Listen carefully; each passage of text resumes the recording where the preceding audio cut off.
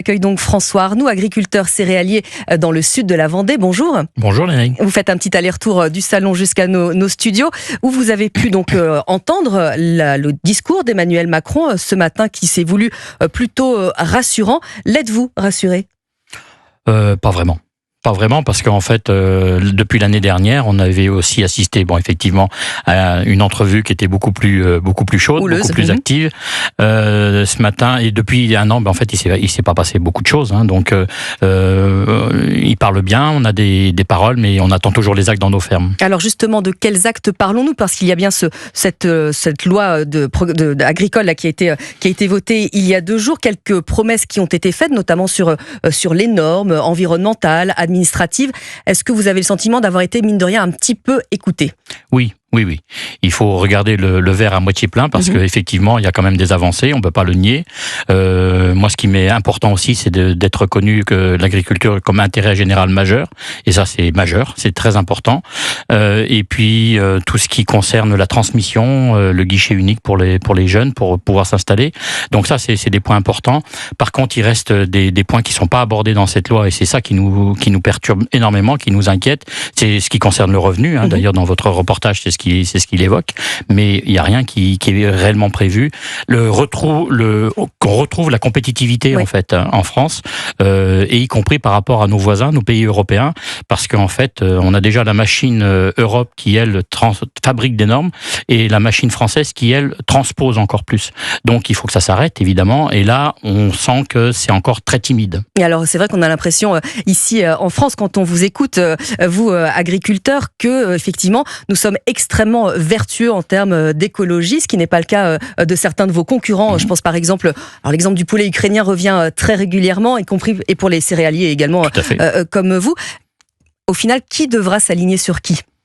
Je pense que il y a un juste milieu dans tout ça. C'est que nous, on est dans l'extrême, déjà, dans le plus blanc que blanc.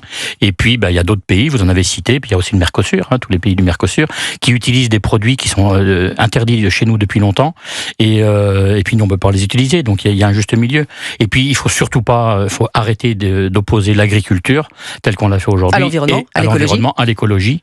Mais l'écologie dans le bon sens du terme, pas l'écologie politique, parce qu'aujourd'hui, c'est un petit peu ce qui nous perturbe. C'est ça, c'est l'écologie politique, et alors que l'écologie tout court, on la fait tous les jours dans nos fermes. Vous la pratiquez évidemment. On la pratique parce que c'est notre outil de travail, et qu'on a tous compris évidemment qu'il fallait protéger l'environnement. Donc il y a beaucoup de normes qui se mettent là-dessus. L'histoire des haies, c'est catastrophique. Ah oui, on vous a expliqué comment couper vos haies.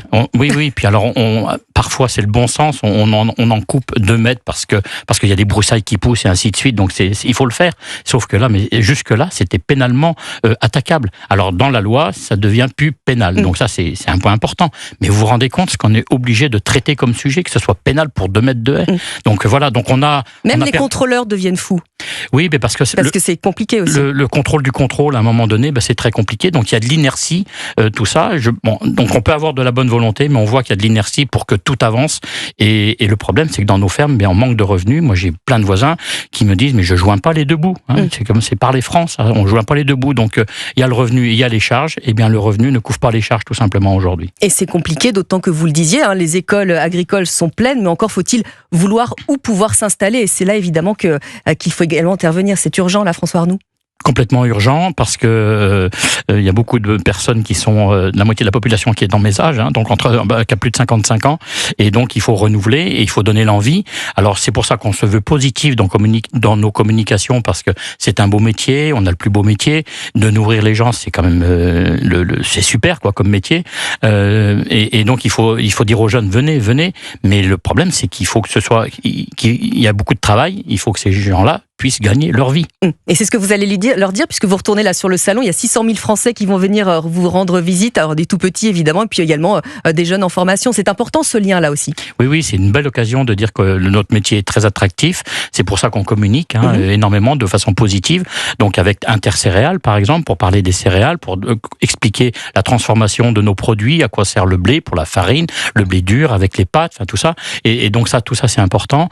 Et on est plusieurs aujourd'hui maintenant à communiquer de façon positive, bienveillante, parce que c'est important. C'est important, et aussi transparente parce qu'on n'a rien à cacher. On est plein de bon sens. Et parce que vos métiers sont multiples également, effectivement, il n'y a pas qu'une seule agriculture, elle est très variée. Je vous remercie en tout cas d'être passé dans les studios d'Europe 1, François Arnoux.